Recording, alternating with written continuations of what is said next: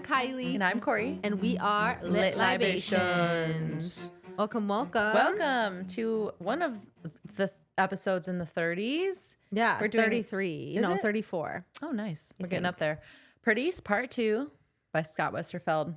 Yeah, and we're not Shay and Tally today because they're on the outs. They're not sitting pretty yet.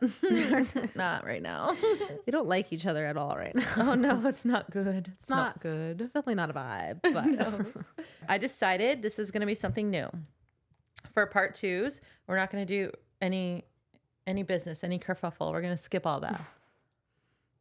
okay. Carfuffle. Kerfuffle? The kerfuffle. Yeah.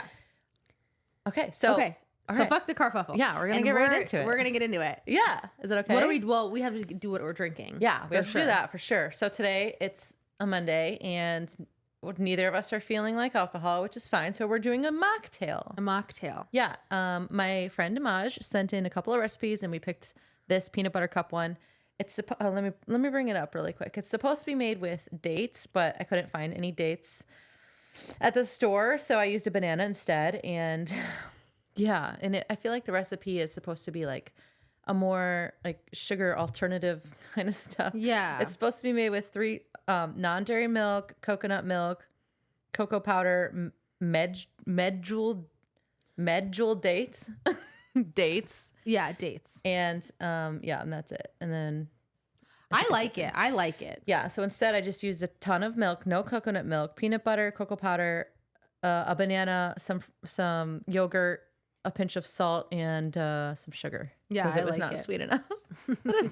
And then 2 peanut butter cups. We needed to get the garnish. texture right. Yeah, it's good. It is good. I like it a lot. It's not overly sweet, which I used to be like a sweet girl. Like you could not give me too much. But now as I get older, I've noticed that there is definitely a limit, and this is way below my limit. So I feel like I could drink probably 12 of these. Yeah, It tastes like kind of like a peanut butter banana smoothie, like protein smoothie without the protein, without all that extra protein. Yeah, exactly. It's delicious. It's not bad. All right. Okay, is it a you up? Yep. You up text? What? What? What? You never got the you up text? Oh, yeah, of course. Yeah. Yeah. Oh, yeah. Back in the day. Yeah, why? Why? Yeah, why? Am I up right now? It's never a good thing. No. All right, do you remember where we left off? So I don't remember in Uglies. okay, can I guess? Yeah. Maybe this will be fun if I guess. Okay. So my guess is that Looking at your notes. it's like too far away. Like I don't know. I think that when they saw Shay, at the hospital. They were at the hospital and Zane was getting his hand fixed and his brain is hurting. Yes, that's right. We don't know why. And we don't know why. Oh my God, I'm a genius. Yeah, remember in Uglies Part 2, I was like, do you know where we left off? You're like, no. Don't ask me. Please never ask me again. It was hilarious. But yeah, so Tally and Zane had just witnessed Shay's cutting ritual as well. Zane had an attack. They went to the hospital. A doctor asked Tally about Shay, and they stitched Zane's bones up while he was unconscious, which is important. For about 10 to 15 minutes. And then Zane and Tally they're getting those cuffs off tonight. Okay. Do or die. That's right. That's what the chapter should be called. Do or die. It should be. Chapter 19, Crusher. Stupid. It should be do or die. It should be do or die. The rain stopped while they got the other crims ready to run. Tally, Fausto, and Zane meet in what I would describe as a sort of machine shop. I had things like lathes, imaging tables, and injection molds, but they keep calling it like a shack. But I like... Well, because they're a little bit like uppity, right? Oh, maybe it's just like trash. For them, they're like, It's a regular machine shop and it's a shack. This is pathetic. Poor people. Probably. Poor people thing. But right now, it was empty except for a middle-aged, pretty woman blowing glass that minds her own business like she's getting paid to do so. No smart walls here because of the heat that the machines put off, so no being overheard. Zane leads them to a machine they refer to as a crusher that Fausto had previously used in Ugly School to make lunch trays for sledding. Zane puts a memory card in the machine and demonstrates what it does as he had programmed it to make a lunch tray sled. And Fausto's like, oh my gosh, I recognize that. I did that. Oh my gosh. Oh my gosh. And it basically violently smashes a slab of metal into a lunch tray shape, or whatever shape that you want it to be smashed into. Yeah. Fausto and Tally realize one after the other that Zane plans to use the crusher to snap their bracelets off, or hopefully at least destroy the tracking technology within them. And they are both horrified. And they both scold him for this dangerous idea, but Zane is acting out of desperation. Fausto points out all the safety precautions in the machine that will put a wrench in Zane's plan, one of them being heat sensing tech that will disable the machine if there's a human hand in the way. And Tally is absolutely horrified, like I said. Her and Fausto think Zane will for sure lose his hand if he tries this. Yeah. And she walks away to the middle pretty woman blowing glass. She pings Shay and leaves her 18th message that day. She apologizes for spying and asks her to please, can we talk ASAP? She goes back to the crusher and hears Zane explaining that he will make his hand cold in a bucket of ice water. That way the machine won't see and it will still crush his hand for him. Still crush his hand for him is what he'll still take the bracelet off. Does it already explain what it will do to his hand? Like, no, right here. Okay. Yeah. Sorry. Zane's like, see, it's all good. I planned it all out. Fausto says, best case scenario, Zane, your arm bones will liquefy if you get hit on accident. That is an insane thing. Yeah, that's just to even imagine. The description. Oh my gosh.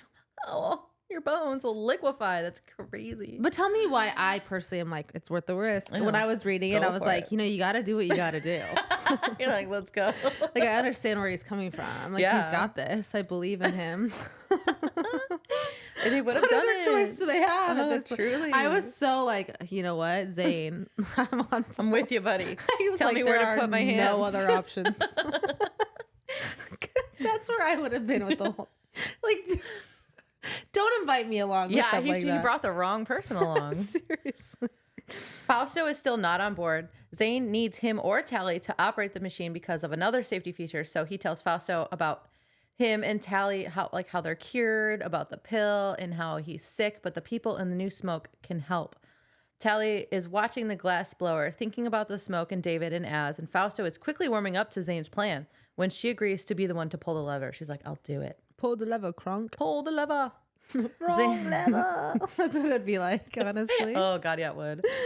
Zane ices his arm and Tally gets ready. When he puts his arm in the machine, she can't bring herself to pull the lever.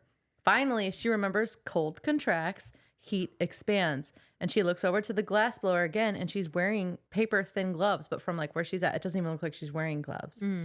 So she pulls the memory card out of the crusher so Zane can't use it and approaches the middle pretty, and she explained perfectly politely that the gloves were designed for space and they can withstand several thousand degrees, like 2,000 degrees. Tally's like, oh my God, that's so cool. Are there any more?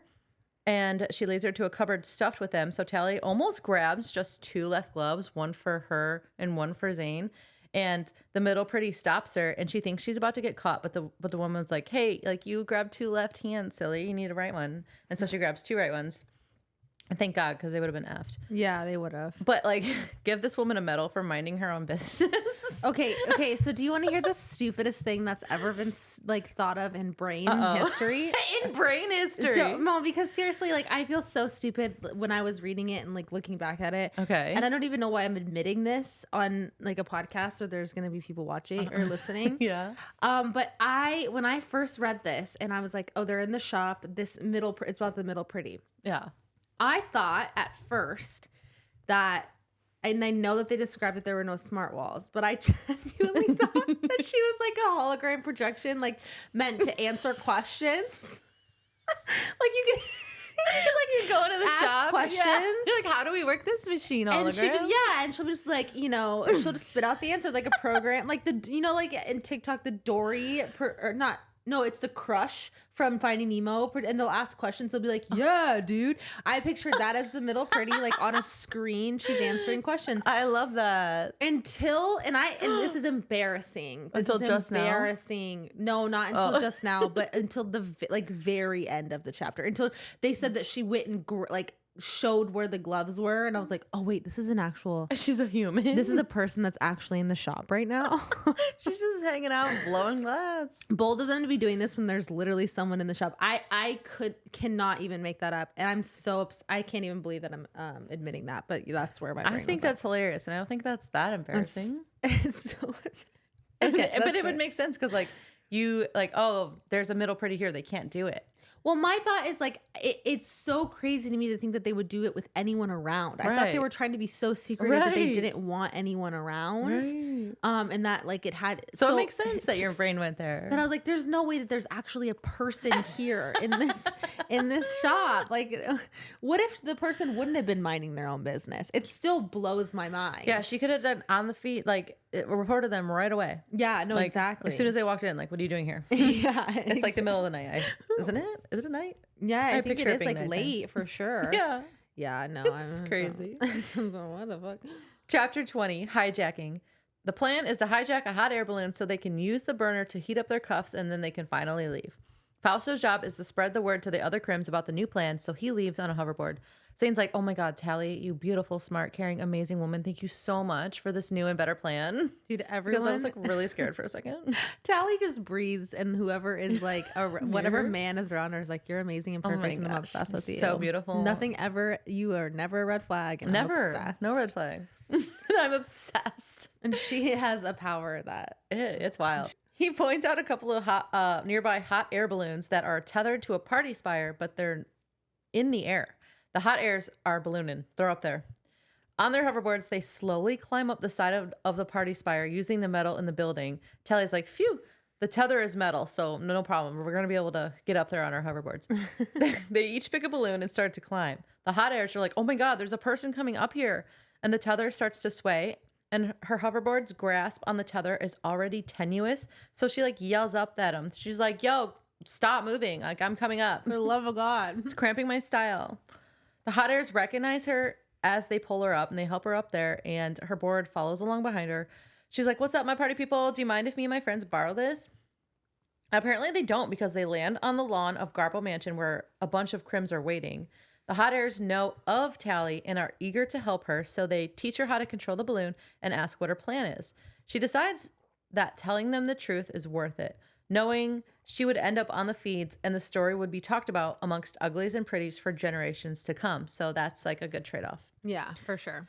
And the hot airs won't tattle until the crims are long gone, so it's going to be fine. They're going to be like in on it, and they're going to feel cool. Yeah. They'll get to report it to the news outlets, and they'll get to be famous and proxy. Because that's how Tally and Zane and all them got famous. Yeah, they're gonna because they were part of the whole rink falling thing. So like anyone in proximity to them, like that gets to be kind of not a victim to their, you know, to their gang tricks, activities. to their gang activities. I forgot I called them a gang. Yeah. I mean, but kind of participants to their little gang tricks, like. Gets to, or will probably have street cred.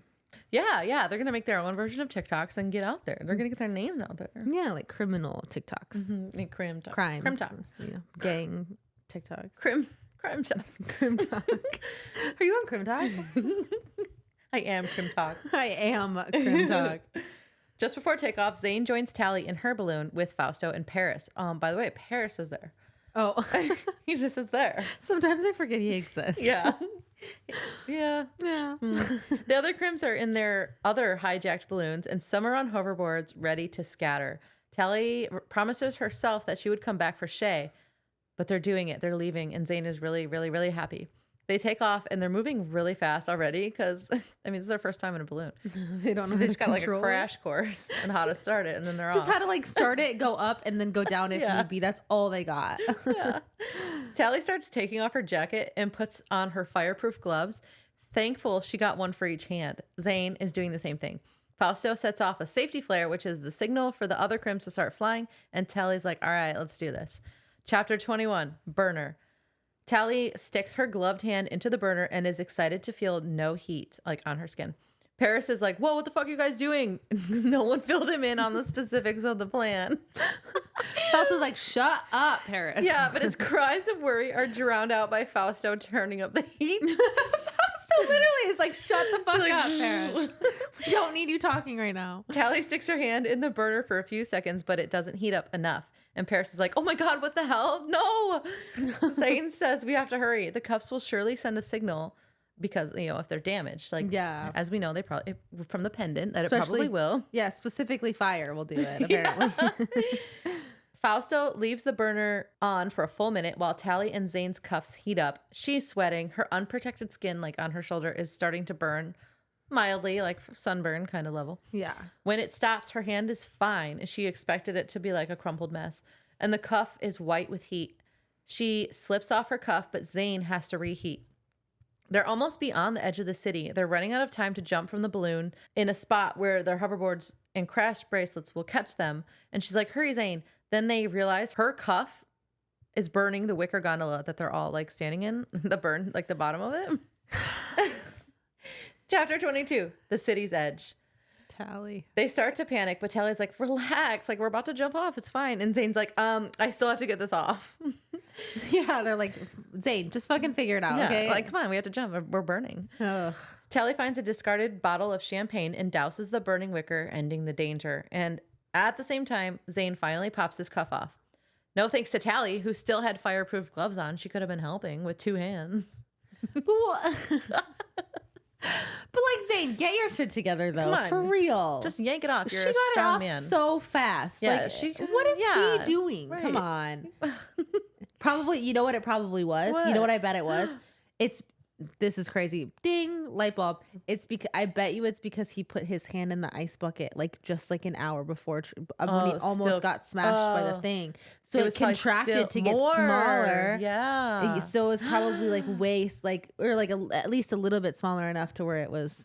Yeah, good light bulb moment. Thank you so much. You're welcome.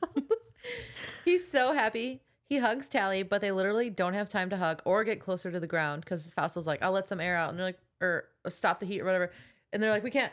So they pull on all of their coats, all of their stuff. And Fausto is the first to go. He just throws his interface ring like in the gondola and jumps out of the gondola. It was cool. Zane is ready to jump, but before he does, he kisses Tally and says, I love you for the first time. And she's like, I'll see you down there. And she's like, me too. And then he laughed and then he jumped. At least he doesn't He thought it was funny. He knows her It was endearing. well enough to know that. She's like, thank you. It's a crazy moment to say I love you. Yeah. But and expect a similar response. And he didn't, so that's good. Well, and also I think saying I love you in those type of high pressure, high anxiety you can't take it. Yeah, you can't. You kind of have to take that at face value because I'm sure he does, but also saying that was probably very impulsive. For sure. Not a great moment, but you know what? I love Zane. Yeah, and I think that he should have jumped after Tally. Oh yeah, I agree. He should have made sure she was going at the same time. Yeah, yeah, I agree. I very much agree. Yeah, because he's gone. Tally's still up there. She gets ready to jump and is surprised that Paris is still there. She looks around and Paris is there. And she's like, hurry up, we gotta go. And then he's like, I'm not going, Tally. Who saw that coming? I did. I honestly did it. I genuinely didn't. No, I didn't because here's what's... Go ahead. You go and then I'll tell you my opinion. Yeah. Okay. He likes being a crim and being bubbly, but he doesn't want to leave the safety of the city. And he never thought that all this shit would get to this point. Tally tries to convince him a little bit and almost says best friends forever, but the words don't come out. Their paths have gone in such different directions since he turned pretty. They're not that close anymore, at all. He doesn't even mind being a bubblehead all that much. Eventually, she accepts this. Paris offers to keep flying to try to distract the wardens as a last attempt to help his friends. And now it's too late to jump. They flew past the city grid, and Paris is like, oops, sorry. Now you're going to have to stay with me. Yeah, and he explains he likes being bubbly, but this is as exciting as he wants his life to be. He never wanted to leave the city, but he didn't want to argue about it ever because pretties don't argue. But he's like, we can be together now. Yay, you can stay. And she feels sick and tells him even if she's caught, she'll find another way to escape. Quote, I'm unhappy because the city makes you the way they want you to be, and I want to be myself. The city's reasons for controlling us mean nothing until we have choices again. There are special hovercard lights in the distance, and Tally sees the river and knows/thinks/assumes/hopes that it will catch her. And she still has hope. Paris is like, what if you miss? Like, you can't jump. I don't want to lose you. He tries to, like, he grabs her hand to hold her back, but she shakes him off violently, and he takes a step back. And then she said, you already did, and jumped. So he's like, saw the look in her eye and was like, yeah. Yeah, you can jump now. This is so tough because here's my thing, right? Like, Paris has not been through as nearly as much as Tally or really any of them. You know, he was never like shown the smoke before, or even just like even talks of it. He was never brought to the Rusty Ruins. Like, he wasn't even introduced to any other way of life prior to becoming Pretty. He showed like some interest in staying like ugly. They think they talked about it when he was ugly, like talking about not wanting to get the operation. Oh yeah, I feel like I do remember that. But you know, he hadn't been through any of the things that like am I wrong? Did Fausto definitely go? Did he go to the Rusty Ruins? I feel like he did.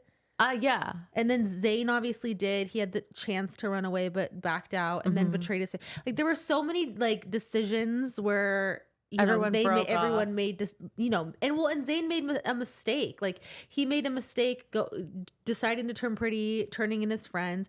I feel like this is Paris's moment where he is acting in his immaturity. But it's just at the worst moment. Like, I was upset with him. Like, why did he go up in the balloon and not say anything to Tally like until this moment? I was so mad. But then I thought, okay, Tally had her moment when she didn't tell anyone about the pendant. And then she ruined that for an entire group of people. Okay, like, he's having that moment. Yeah. He's having his moment staying, in New Pretty Town, not wanting to stay a bubblehead like Zane did. Like, he's having this moment. It's just at a different time because he hadn't been through all the stuff that everyone else has. Other people have. So I do have some, some like sympathy, yeah, for Paris. Yeah, because I mean, he can make his choice. He'll be happy and safe in Pretty Town. He's not going to hinder this little revolution. No, but I mean, obviously he told her at a really bad point. Yeah, like the points where I'm like would be upset about. Long. Yeah, she missed the grid. Yeah, she did, which is very frustrating. It is very frustrating. But again, Tally did the same thing. Yeah, like different fonts, but it was pretty much the same thing. He's scared. He's like, what the fuck? I don't understand what's happening. I'm just going along. Yeah, they're like shoving their arm in the fire, and he's like, whoa, I thought we were just coming up here to like steal a balloon. Right. And I think they just assumed that Paris was going to be on board with all of this because he's a crim. But he didn't have any of these experiences. Like, he has no fucking idea. Right. No, he really doesn't. The gravity of everything going on. So I feel for my man Paris. Yeah. He'll be back. Yeah, I know. But we'll see him again. Yeah, I know. But honestly, I don't blame him also if he wants to be a bubblehead. Yeah. It's fucking hell. I want to be a bubblehead to this day. My God. To this day. Okay. Part 3, Outside. Chapter 23, Descent. Tally falls from the gondola of the hot air balloon, struggling to gain control. When she falls close enough to the river for her hoverboard lifters to turn on, she smacks into the board with full force, breaking her nose and cutting her lip. It's not good. I forgot she broke her nose. So that is because the river was... So when she was up at the top, the river looked really small, right? But as she's falling, she saw that the river was far bigger than what she thought it was, and it was deeper. So she was hoping to ride the minerals down, but they're deeper underwater than she thought. So the lifters didn't catch them. Until it was like, did she hit the water? I think her board did hit the water. I thought it did, and she hit. Honestly, she probably had brain damage. Like, I was like, oh, concussion. Yeah, probably. When the board hits the flooded river, Tally and the board both submerge, and she loses her hoverboard in the current. Okay. The river is flooded because it had rained for like 5 days prior. She grabs hold of the fallen log, and she realizes after seeing what looks like a piece of a hoverboard lodged into the tree that it's most likely lost. It's in pieces. Unusable. Yeah, that it broke. Yeah. She forces herself to swim the rest of the way to shore. Once she reaches the riverbank, Tally cannot start a fire because the wood is too wet. And even the heater in her coat fails to warm her. Oh, no. It's freezing. She worries that she is getting sick or that her brain is starting to deteriorate like Zane's. Oh, no. She misses him and feels guilty for not jumping sooner. You should have jumped sooner. He should have waited for you. He should have jumped. Yeah, she should have jumped first. He should have waited for you. Mm-hmm. She stays awake for a while, plagued by the thoughts of what she should have done. But eventually she does fall asleep. Because she's tired. She's tired. She's a tired girl. There's so many horrible thoughts, but not that many. Honestly, like not enough to keep me from this sweet, sweet nap. Chapter 24, Alone. Tally dreams that she is a bored princess stuck in a tower with no way down. She leaps from the tower only to realize when she crashes into the ground that she has made a mistake because she didn't bring the key, thinking that she wouldn't need to go back into the tower. What's the key? I don't know. I thought it was just like a key in her dream. Oh, it's all a metaphor. Well,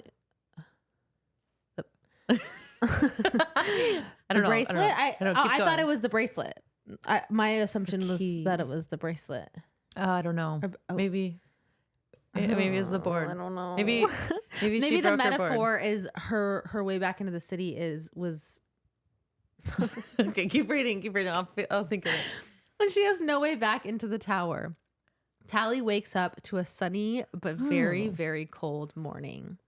She makes sure that she still has all of her belongings after her swim in the river and lays her things out to dry. She lost her toilet paper, but everything else was in like waterproof bags, like all of her food and stuff like that. So mostly everything was safe except for her toilet. Why wouldn't you put that in there? It's important. Why would you pack it if you didn't want to keep it safe? I don't know. I just remember that specifically because I was like, damn, that sucks. She worries about Zane as she purifies water and makes herself breakfast with her dehydrated food. Woohoo. She then realizes that she has traveled much farther than she had anticipated. It will take more than a week to reach the Rusty ruins by foot, which makes her worry about special circumstances finding her. She begins the hike struggling against the roots and the rocks on the ground. Sounds awful. They're tripping her and twisting her ankle, and she's got weak ankles. As a pretty. The farther she walks, the more she realizes that she has found a pathway through the woods. Oh, good. She remembers the thing that David taught her about humans versus animal paths, and she slowly grows more anxious as the path becomes more clear for her. She's like, oh, this has to be a human path. Right. But what humans would be out here? Right. Like, am I crazy? Like, what's happening? She decides to set up camp and light a fire despite the risk of being seen. Because she's like hypothermia. By like wardens, yeah. Yeah, not wanting to risk illness in the growing cold. She falls asleep, happy with how far she's traveled that day, and knowing that she will continue forward to Zane. But she is woken by the sound of screams. Oh my gosh. What was that chapter called? Alone. Oh, okay, wait. So I have a note. Not Too Fast or Too Furious, which should have been it. You just rename all these chapters. That one didn't really feel relevant. She mentions that humanity decided to leave nature alone 200 years ago. So the wild out there is like wild, like by itself. Yeah. Can you imagine like just the growth of the plants in the local fauna? I think that's animal flora. But anyways, the fucking animals, the bears, the predators and stuff that would be running rampant out there. So, and that's my thing is like, That'd be so scary. why have we not run into any wildlife? Why has there not been any snakes? Why has there not been any spiders? We've talked about mosquitoes a little bit, not by name, but like bugs, right? Bug bites. Right. Yeah. But we haven't like had any mention of bears, which there should be bears. Right. And the West Coast. Or wolves. Why have we not talked about the wolves? Wolves That'd be are so scary. everywhere. Coyotes even. Coyotes. They'd be loud. Or just like anything. Like we haven't even talked about a squirrel. There's squirrels. Mountain lions. There's got to be squirrels. Bobcats. Bobcats. Yeah. But just like even the stuff that's not predatory. Right, like we haven't talked about any of those things. And I'm so confused at like. Yeah, because they harp on nature and leaving it alone and letting it be itself. And they don't talk there about would animals. be It's all tons plants. there would have to be tons of wildlife. Yeah. Animal wildlife. Yeah. Bummer. Which we have not talked about. Are there bears? There has to be. This whole point of the book is conserving what the earth is. Well, and she's just like mindlessly walking through the jungle. Right. You don't have any bear spray on her. And I know for a fact that something would get her because I don't hear stories left, right, and center, you know, about people hiking and getting brought down by mountain lions or bobcats or bears just for this bitch to be walking around with no protection. No protection. No threats coming at her. No. Yeah, right. Yeah, right. Yeah, right. I don't Scott? believe it. It doesn't seem believable. That's my one note to Scott. What's my one note? Scott, what are we doing? Where's the wildlife? Where's the bears? Mr. Westerfeld. Okay. Chapter 25, Hunt. Tally tries to kick out her fire as someone rushes out of the woods towards her, torch in one hand and a weapon in the other. It's not Zane. It's not. Thank you for the clarity. It's not Fausto. I'm sorry. That didn't register in my brain. And by the way, it's not Zane. By the way. The person tries to hit Tally, but she dodges it. A man with a club blocks her path. She can see that he is ugly and he smells, which means her reflexes are faster than his. Okay, good. She kicks his legs out from under him before running into the woods. She trips, and as she's trying to catch herself, she hurts her wrist. I'm assuming sprains it. The group of uglies catches up to her, but she dodges them, like between them. Like they're, what is that? Like weaving in and out. Yeah. Finding a small stream and using it to run more quickly through the woods, which is interesting that she's moving more quickly in water, but that's fine. She's in water? Isn't she in the stream? She's finding a small stream. Isn't she in the stream or is she on the other side of the stream? Oh, I don't know. I assumed that she was in the stream because she becomes distracted, worrying about her gear because she left it back at the camp. She didn't have a chance to grab it. Oh. And she doesn't notice that there's a waterfall right in front of her and she runs off it. So she was in the stream. Oh, so I mean, it makes sense that you're running faster because there's no vines and stuff that you have to walk over. But you're in water. There's like water resistance. Just like maybe like 6 inches. Could you imagine like high kneeing it through like knee high water? She's running faster than she That'd would. be hilarious. I want it. Oh my God. When she emerges from the pool, she realizes that she is surrounded by the uglies with torches because they, what's the word I'm looking for? They surrounded her. They surrounded her, but how did they get there so fast? Oh, because they know the lay of the land. Yeah, but what's the word that I'm looking for when you like they teleported? They teleported down there. Oh. Sorry, I would have never said that. I wasn't there. Good thing I didn't. I was trying to think. Good thing I remembered it. Oh, okay. So the one that she had kicked raises his club, but when he sees her face, he steps back and he's afraid of her. Oh. The uglies, all men, by the way, drop to their knees and hide their faces as they see Tally. Oh my gosh. She notices that their clothes are handmade and that the people are all dirty and smelly and ungroomed. They're really smelly. By the way, they're very really smelly, which is, not upsetting. their fault.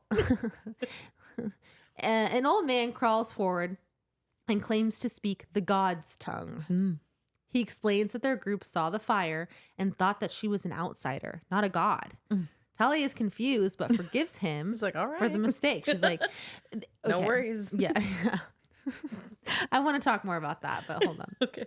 When Tally asks them to get rid of their clubs, they immediately break them or throw them away. Oh my gosh. They all refuse to look at Tally, and she speculates on their religion and the weird and unusual situation that she's just suddenly found herself in. I'm speculating too. Same. Chapter 26, Young Blood.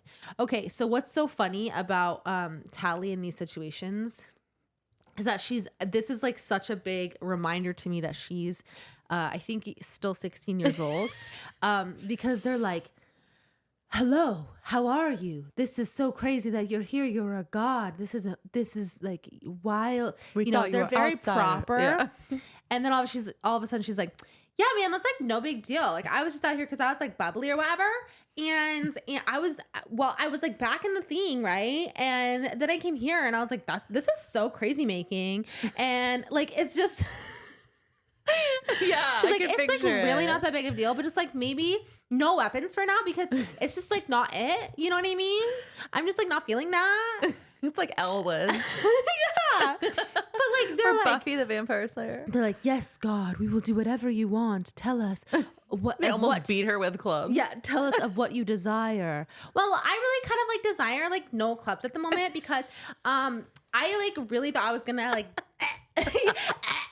you know what I mean? Go splat over there and then Deadsies over here. Yeah, go Deadsies. So I'm like, maybe not. Like that's how I picture the conversation. Okay, this is her audition for Tally. In the next movie, move over, Joey King. Call me to replace Joey King. Okay, chapter 26, Young Blood. The group guides Tally back to their home, and she is in awe by both their ugliness and gracefulness as they walk through the night. They're like, wow, they're so ugly, but honestly, like they look at the way they're moving. Yeah. It reminds her, I think it reminds her a lot of like how David was, you know, he's not dead, is.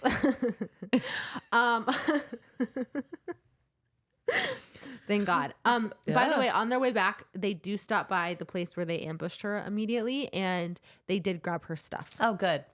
So I was worried. I was genuinely worried about that. I was like, she's not making it back anywhere. She doesn't have supplies. Without all that spag bowl, yeah.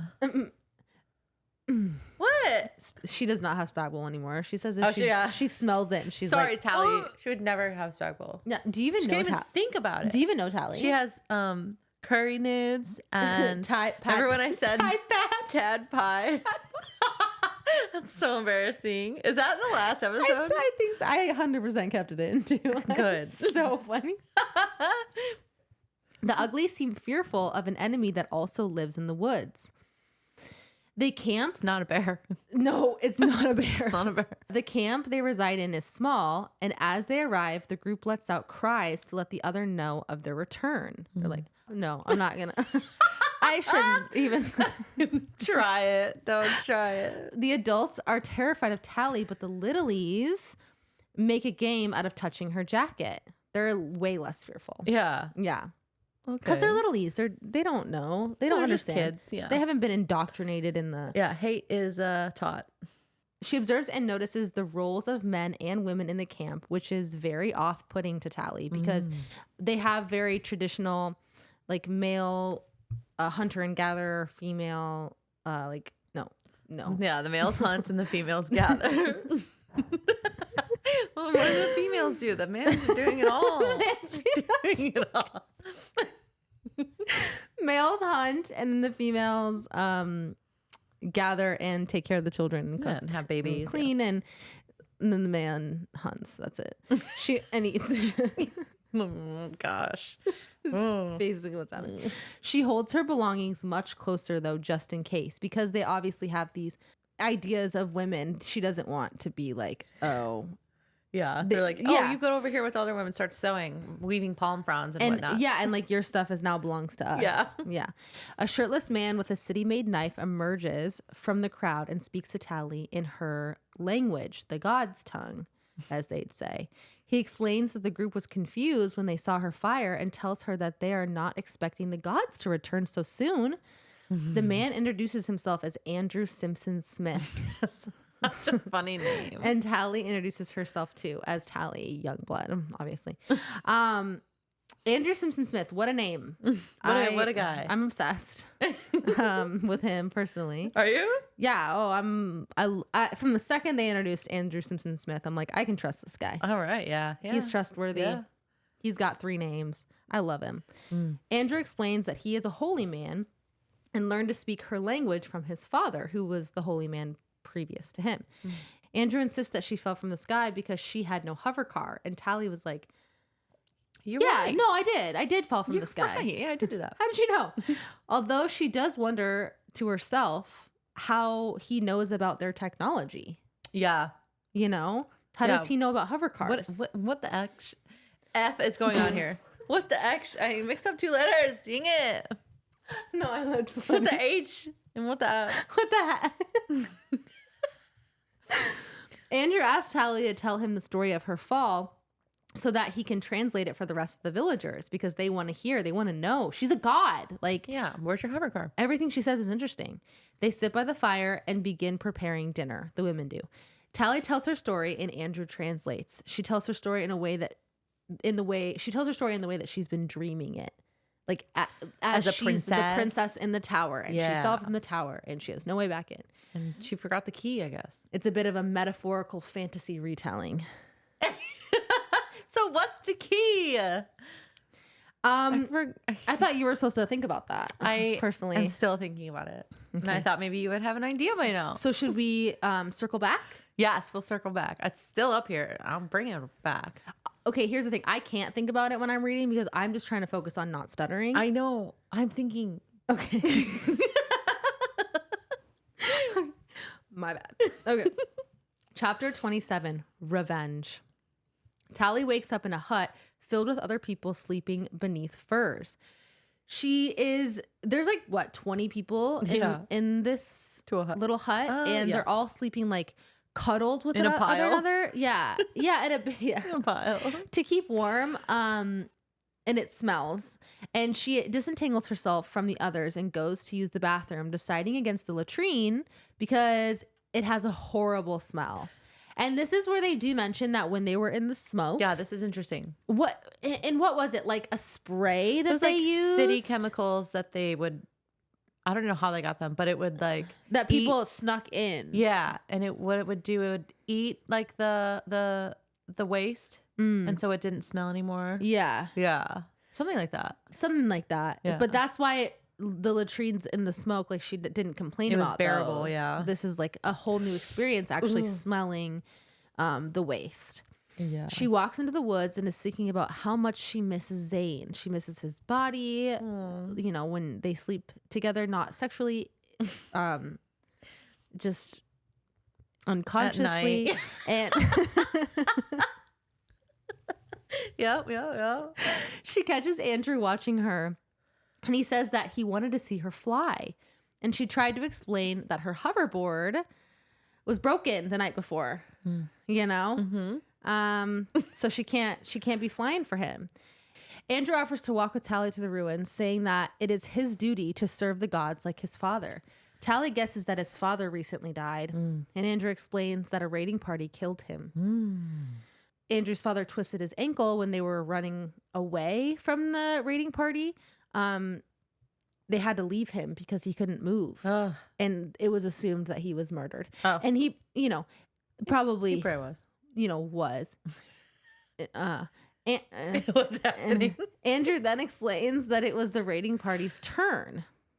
Oh, yeah. Because she's like, why are you murdering? Like, why are they murdering people? Yeah. And his village had killed some of the other village's members during the summer, which was revenge for one of their own members being killed in the spring. And then like so on and so forth. Yeah. So like 4 people die a year. So basically each village. Yeah. So like the summer is their turn. And then the spring is their turn, and the summer is the other people's turn. Yeah. It's like the Caulfields and the... do you know what I'm talking about? No. Oh, okay. There's like a feud that's like, I don't know I think it's in literature that's like famous. Like these 2 families like do that. They kill each other. Revenge kills. Oh my God. Yeah. I'll have to look it up while you're talking. Tally is shocked and slightly disturbed by the cycle of revenge and violence and Andrew's own bloodlust, because he was like, when they saw her fire, he was like, my only regret would have been if you were the other village, the outsiders, would have been not being able to go with them for a revenge kill. Right. And she's like, what? Why are you doing this? Yeah, this is so crazy. She thinks about the violent history of humanity and Dr. Cable's claims that the brain lesions prevent such violence. Tally accepts Andrew's help, even though she is now disturbed and a bit distrusting. When she explains that they have to walk 7 days northwest to the Rusty ruins, Andrew claims that 7 days of walking will take them past the edge of the world. You can't do that. And she's like, what's the edge of the world? Okay, so what I was talking about, it's in The Adventures of Huckleberry Finn. It's the Grangerfords and the Shepherdsons are feuding families whose conflict is driven by a sense of style and family honor. So I feel like they oh, that was in Huckleberry Finn? Yeah. I thought that was like, when he's like on his little adventure. That's a really good book, but there's 2 families that feud. I think I was supposed to read that in school. Maybe I wasn't, but I definitely didn't. Oh, it's good. I think I spark notes it. I don't remember at all. Oh, and honestly, I didn't read To Kill a Mockingbird either. It was not good. I don't think I did either. It's on my bookshelf. Anyways, chapter 28. I read of Mice and Men though. Oh, me too. That one was depressing. Lenny and the other one. The other guy, yeah. Yeah. Lenny and his friend. Chapter 28. Food of the Gods. The whole village is there to see them off, and they give Tally and Andrew Simpson Smith gifts as they prepare to leave. One of the children gives Tally a slingshot, and then as they hike, Tally asks Andrew questions about his relationship with the other gods that visit. She wants to know what they're doing. She deciphers from his stories that there's a zoologist that visits and asks questions about the wildlife, and an archaeologist that was interested in the ruins, and a doctor that Tally was first afraid that was Dr. Cable or another special, but it's just an anthropologist that is interested in the social happenings between the villagers. Like who's courting who? Is anybody cheating? Is anybody who's pregnant?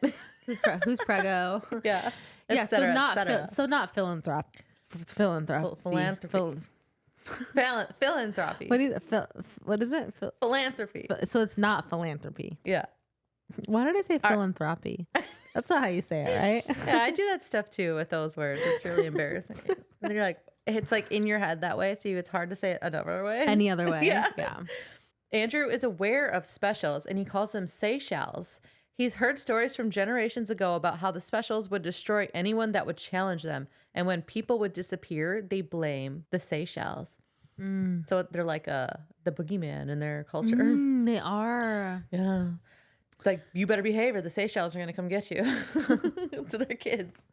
Oh, no. Tally deduces this experiment has been running for decades at least. They make camp, and Andrew says they will be at the edge of the world the next day. Tally goes to light a fire, but it's too dangerous, and a hunting party could see them, but luckily they don't need a fire to eat dehydrated Swedish meatballs, aka Swede balls. Sweet balls. Ooh. She makes the food, and Andrew is absolutely mind blown how the purifier works. He's like, where's the fire? Yeah. She's like, oh, it's the tiny fire. They're both unimpressed with the taste of the meal compared to the feast from last night, which I thought was like really interesting. Andrew's like, this food is actual garbage. Like, this is how the gods eat. Well, You're telling me? I think the other thing too is like, isn't everything that they eat like vegetarian? Like, don't they it's not all eat soy based and there's no meat in it. That's a big difference for like a meat eater to eat like all vegetarian stuff. Jump to make and then think you're gonna like it. Yeah. Tally initially refuses to cuddle with Andrew for warmth, to his surprise, because it is winter. But in the middle of the night, she wakes up freezing cold and snuggles up for warmth. It was no Zane, but it was better than freezing. And then when she woke up, she smelled smoke. Chapter 29, The Edge of the World. A hand is firmly planted on Tally's mouth, and she realizes it's Andrew Simpson Smith's.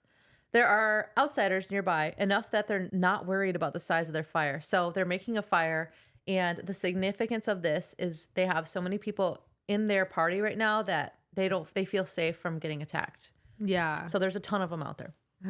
Not good. Yeah, Andrew's like, hang tight. This is actually so perfect. I'm going to go avenge my father, since we're all here. Yeah. So perfect timing to avenge a father. Yeah. They argue about how stupid that is, but he is so honor bound to avenge his father in this blood feud that he's willing to endanger both their lives because he starts to shout. So she lets him go. Left alone and bewildered, Tally wonders if maybe special circumstances had the right idea when they say humans will always rediscover war. They will always turn back into Rusties. Time passes. The smells of the outsiders cooking is fading, and Andrew comes back covered in mud, and he said, "My father is not yet avenged." Tally said, "Tough. Let's get going." Fucking idiot. Sorry. She even denies him breakfast, and they resume their hike. Despite Andrew's silliness with his attempts to use chopsticks at their lunch break and his self-deprecating humor, the chill she got in her bones when he was out looking for revenge hasn't gone away.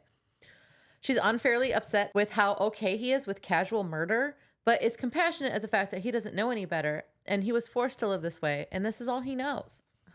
Yeah. What the fuck is I know that she's like trying to solve this internal battle. Like, I genuinely get it. But you would think that she'd have more understanding, considering like I think she does. I know, but like she was so mean to him for the entire afternoon. Yeah, she was. Like she was can't even so eat breakfast. mean. I want to go. And I'm like, girl, you literally traveled halfway across the country to go rat out the smoke because you didn't know any better. You were dead set on it until the man that you had a crush on kissed you. A boy. You know what I'm saying? Like, talk about, values. Yeah. Well, I feel like she also feels like guilty for being upset by him. But then, and then she tries to like, okay, well, he grew up like this. It's really not his fault. He's literally like trapped here. Do you feel like maybe she feels a little bit of guilt too because she's also now seeing a little bit of like why Dr. Cable is the way that she is? Or like why the lesions are in place. Yeah, because like, she's like actively fighting against the lesions, but then she's seeing why they're important. Yeah, she's like, oh my God, like I actually do kind of understand it a little bit now. For sure. Maybe she's feeling a little bit of internalized guilt for like understanding and those feelings, and she's projecting it onto him maybe. For sure. Yeah. Poor Andrew. I mean, he doesn't care. Andrew's just like happy to be trying to use chopsticks. Yeah. She's having a whole internal war. Oh. She asks Andrew what's beyond the edge of the world. He shrugs. He's been to the edge, which is guarded by little men who make sure you don't go beyond. So he's never been beyond. They continue to walk in silence. They'll be there by the end of the day. They come to a halt, and Tally spots a human-shaped bundle of twigs and dried flowers the size of a fist hanging in a tree. And she's like, what the fuck? You're scared of these tiny dolls hanging from their necks? They're also hanging from their necks, which is crazy. Yeah. He stays behind as she gets closer to them because she is skeptical of their whatever this is. The closer she gets, the more dolls she sees, and then she starts to feel like vibrations in her limbs, and it gets worse with each defiant step she takes forward. And it's like the air is electrified or something. It's like an invisible electric fence, kind of, is how I am thinking of it. Yeah. She falls to her knees and can't move, and then Andrew is there dragging her away, and the riot of sensations that she had felt was fading. She said she felt like she swallowed a beehive, which is interesting. It sounds very uncomfortable. Yeah, it doesn't sound good at all. No. She looked at the dolls again and realized they're actually made of plastic and must have a sophisticated security system that targets the human nervous system but leaves the wildlife alone, which is interesting. Quote, this wasn't just a few stray people living in the wilderness. It was someone's pet anthropology project, a preserve of some kind. This was a reservation, and Tally was trapped inside. So my question is, okay, so my thing is, she dropped from the hoverboard, landed in the river, crawled out, and walked into this camp. So what was that path? Get back to the river. I think it's around the river. I think the river is a part of it. Fuck, I didn't think about that. Just get back to the river and get inside the river. Why is she not in the river? I feel like the answers are in the river. oh, the river runs through the reservation. Oops, I didn't think of that. Yeah. Chapter 30, Holy Day. That's so funny. Oh my God, I've literally been thinking about that for weeks. For weeks? I'm like, I just don't understand how she landed in a river and then was inside the reservation. How could that have two things be possible? Oh my God. Anyways. That's amazing. That's so amazing. They walk around the fence of dolls for an hour, and Tally admits she has no idea how to get through. And Andrew Simpson Smith admits that he's disappointed. He had hoped that she could show him what's outside. Now he's getting excited that there's an outside. But she can't think of any way to get past the dolls. It's beyond her. They try throwing rocks at them, but of course that does nothing. She apologizes for not being able to get through, but he just admires her bravery and tells her she can wait until the next holy day to get out because the gods come in hover cars. They call the days the scientists come to ask their questions and collect their data holy days. Tally's like, I can't exactly ask for help. I'm not supposed to be here. I'll get busted if they find me. And like in the way that she talks. Yeah. I'll totally get busted. She's like, literally, Andrew Simpson Smith? What the fuck are you even saying? What are you on right now? Because what? I'm a felon. I'm a literal felon. They literally kicked me out. What are you talking about? I like left, but like at the same time, like they want me like dead or whatever. Or whatever. Or whatever. Or whatever. He's like, Tally, young god, young goddess, I am not in understanding of what you are saying to me in this time, in our century, in our world of minds. And she's like, whatever. He thought that Tally's flash tattoo meant that she was marked as some sort of thief and that she was exiled. And so he's like, oh, so he like assumed this whole time that she was like not welcome back wherever she came from. Yikes. But she feels the need to correct him that the tattoos were just for fun and that she ran away. Okay, I'm not in trouble. I ran away. Yeah, I didn't want them. They wanted me, but I didn't want them. Yeah, like that's the thing. She though. felt the need to correct him. She's like, here's the thing. They do want me. I swear. Andrew volunteers to help Tally steal a hover car when the gods come on Holy Day. She's like, wow, won't that get you in trouble? And he's like, I don't know. And I don't care. I don't know. They took 3 days to walk back to the village, and the next Holy Day is still a week away. She decides to hide in a cave, and Andrew will tell the villagers that she had crossed beyond the edge of the world so they wouldn't break her cover or get in trouble with the specials for aiding and abetting a criminal. Left alone. A crim. A crim. From the gang. Yeah, from the gang that she's in. The gang of crims. Left alone for a week. A whole week. That's crazy. Tally Yeah. thinks about the crims and if they made it to the ruins. How was Zane? Did Maddie cure his headaches? Was he even still alive? She also thinks a lot about Andrew Simpson Smith's world. How did it get there? Why? And when? And why? Andrew brings her nuts and berries every day in exchange for stories about Tally City. Despite the way that he was raised, she still kind of blames him for his backward-ass beliefs because she was born into, I guess she's not getting there. Because she was born into a crazy belief system that she's currently turning her back on. Quote, everyone in the world... It's been 1 week. Everyone in the world was programmed by the place they were born, hemmed in by their beliefs. But you had to at least try to grow your own brain. Otherwise, you might as well be living on a reservation worshiping a bunch of bogus gods. Here's the difference. Like, and I don't disagree. Like, you do have to work to grow your mind. Like, I definitely agree with that. Yeah. My thing is I think it's definitely easier for Tally because when she left in the smoke, she was surrounded by people with this broken or like that had basically unsubscribed to like everything that was happening Right. The city in the city. So it's easy when you're surrounded by a bunch of people that have like this new outlook on life, except with Andrew Simpson Smith, there's one person telling him that everything that he's ever known, like, and not even just like the basis of like, okay, we're not gods. Like that's the situation. It's like your whole world is basically a fraud. You're an experiment. Like, could you imagine if someone just came down here one day like to Earth and was like, by the way, your world is basically just an experiment. There's way more past this. Like, and your whole violence thing is like not it. It's not it. It's talking in their like stupid ass fucking right. And also their world is so small. I think Andrew Simpson Smith's father said that he did walk like from edge to edge, and it was like 7 days. Yeah. 7 days walk. Yeah. Which I just tried to look up how many miles that is, but I couldn't. It's too hard. Google didn't give me the answer right away. Yeah. No, But yeah, that's so small. That is small. That's got to be small. Yeah.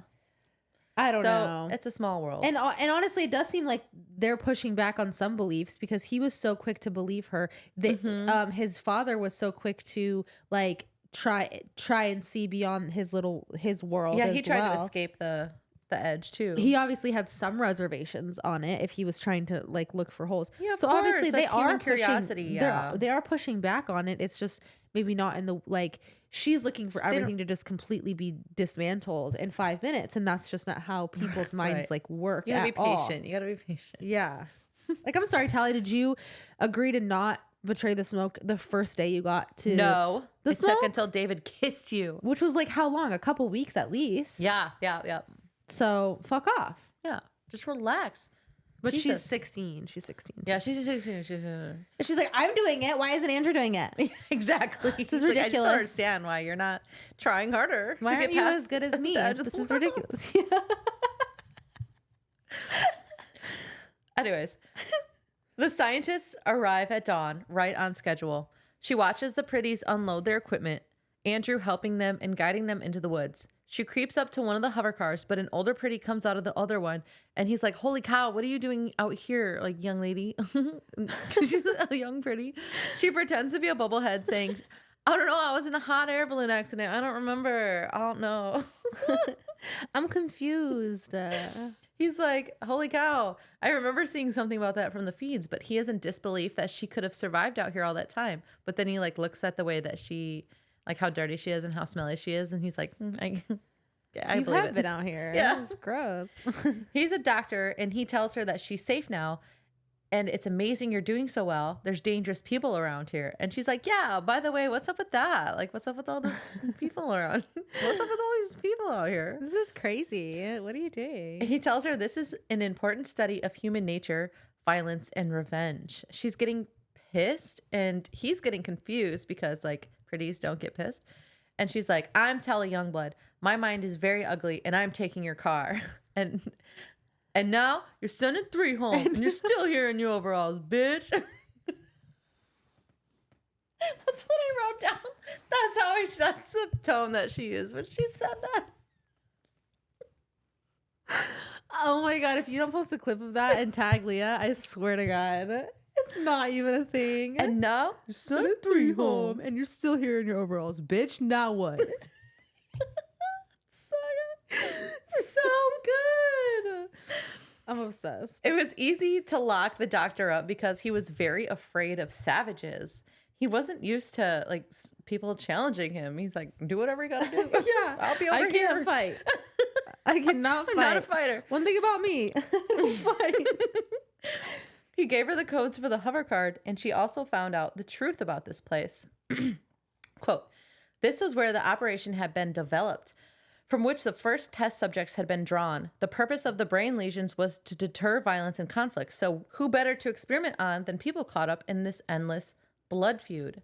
Andrew's whole world was an experiment, and his father died in a conflict that meant precisely nothing. Also, his father died at what, like 39? 30, 40, yeah, something like that. Something like really young. He made it to his 40s, and he was so proud to say that. He's like, my father made it to his 40s, and Tally's like, oh my God, my crumbly grandparents. Oh no, my crumbly parent. I think it was still. It's so nice to see you, crumbly parents. There was Did you call your crumbly parents today?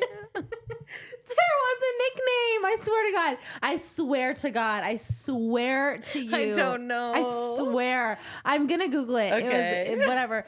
Had made it to like 130 or something. They were in their 100 teens. 100 teens. And it was, I swear to God, it was, if it's a crumbly parent, you're eating your fucking words. I swear to God. Tally, did you call your crumbly parents today? It's their birthday. It's their 112th birthday. Crumbly. Finally, she's getting ready to leave when Andrew appears.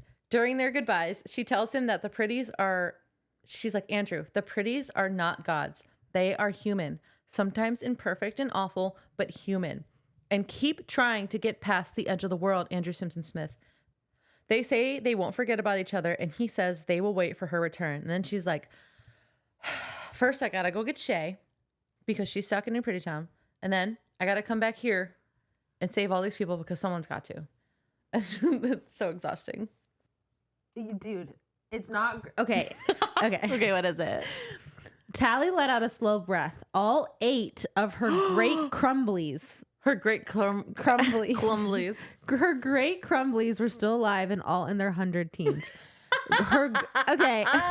It's even worse than Crumbly Parent. It's just Crumbly. Her great crumblies. I told you it was something crazy like that because I remember reading that and I was like, oh.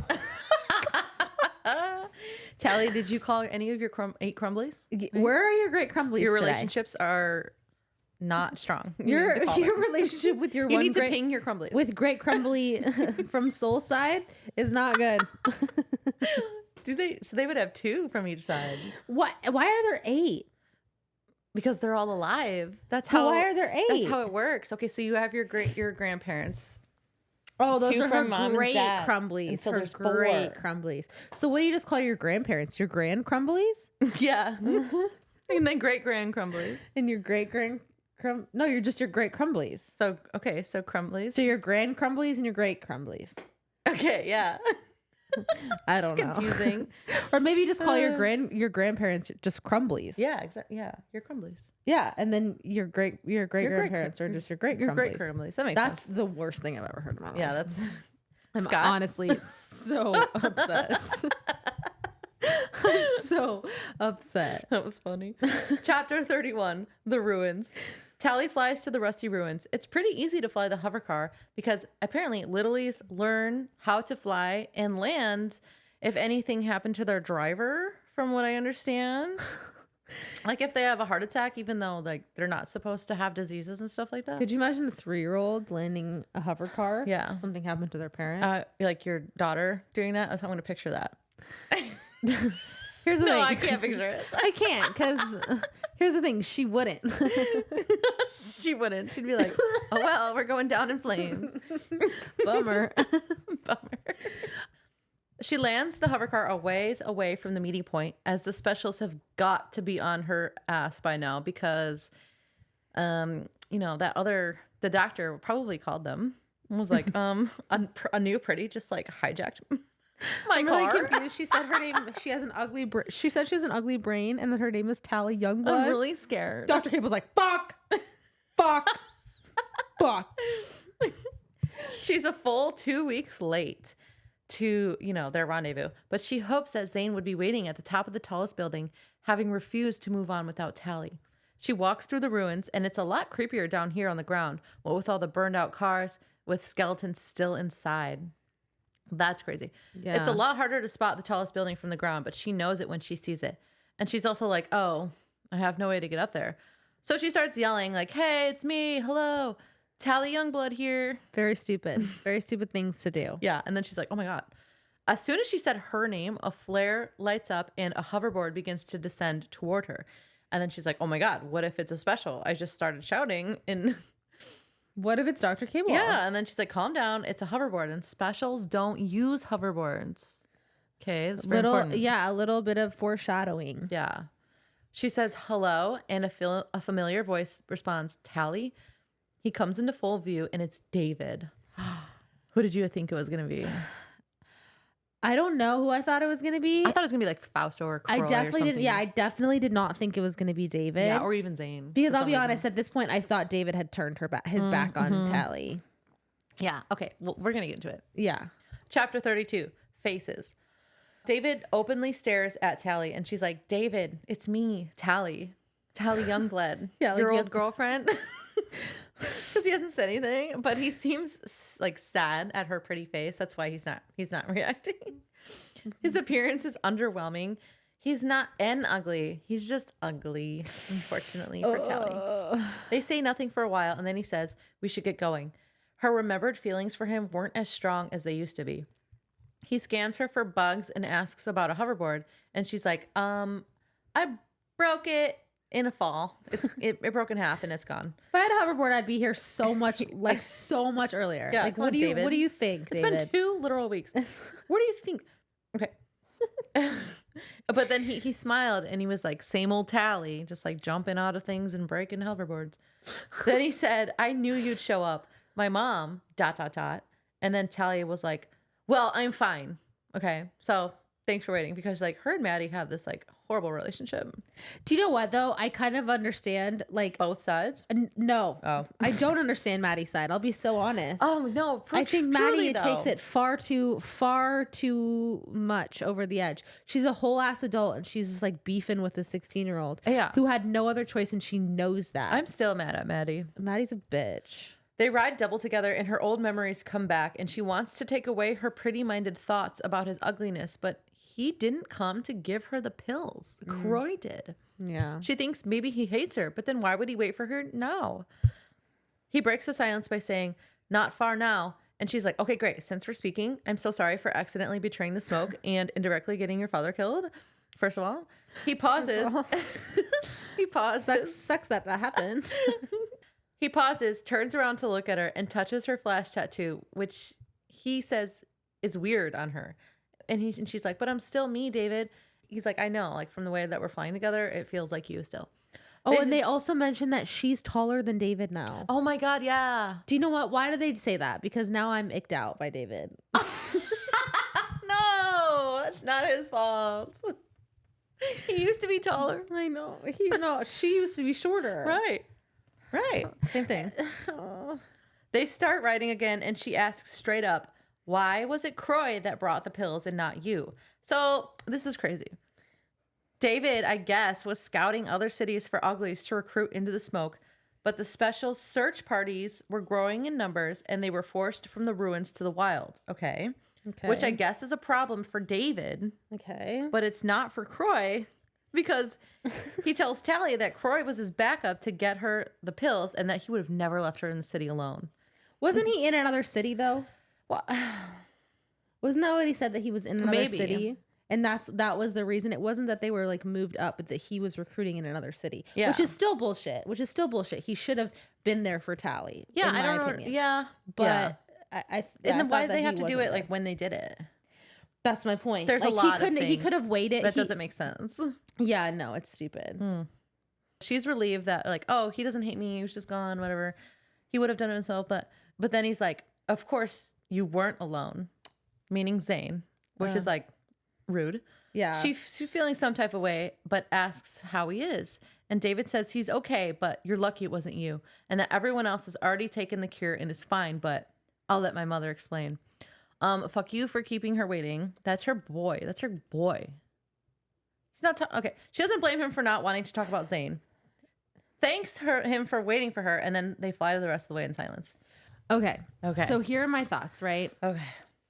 I think that if I was David, I would be a little bit annoyed because if Tally really loved David, she wouldn't have even let herself get emotionally ever involved with Zane, even with the brain lesion, in my opinion. I'm so serious. Yeah, but David doesn't know how exactly that affects people. Sure. So, he should give her some grace. Sure, but we also know that in Tally's mind, she, like, when she saw David in her mind, she had thought of David. She thought of David on the top of that roof when she took the pills with Zane, and she thought that David had not come, which is fair. Like, I get that she was like, oh, okay, whatever. But she didn't know the whole story. And also, he was upset with her because his whole ass father died. Yeah, there's a lot going on. It's been 1 month. Like, give him some time. Like, if you really care about him, like, you're gonna fight for him. Like, I'm sorry, you're gonna fight. Yeah, if the love is that strong, she dreamed about him as a pretty. Sure, but So I it still was don't think there. the love. It's there. I don't think it's strong enough though. And if I was David, I would be hurt. Yeah. Because I think if the roles were reversed, I think if David were to have gotten the operation and gone, I don't think he would have ever forgotten Tally. I don't think he would have gotten involved with another woman. No, he would have came back. And if he had, imagine if the roles were reversed and Tally was waiting for David, like whatever, and David had brought back another woman, everything would be like in an uproar, like crazy. I would just be so sad and be like, okay, you go live your life. I'll just go fuck off. Yeah. To another city. But it would be horrible. It'd be horrible Yeah. as a reader. Like, what the fuck? Oh yeah, true. But just because, like, I don't know. Because we're in Tally's head and we're following along, and this is the thing with Tally. Like, this is where I'm like, you don't know what love is because, like, you're falling in love every 5 minutes. you're fluttering. You're fluttering for everyone. for everyone. Like, get it together, girly. That's you funny. know? Mm-hmm. True. Okay. And I just feel bad for David. Me too. I just feel bad for David. Okay. He's He going lost through his a lot. father, and his girl, like, literally just ditched him for some pretty. Yeah. Oh, and he voices it.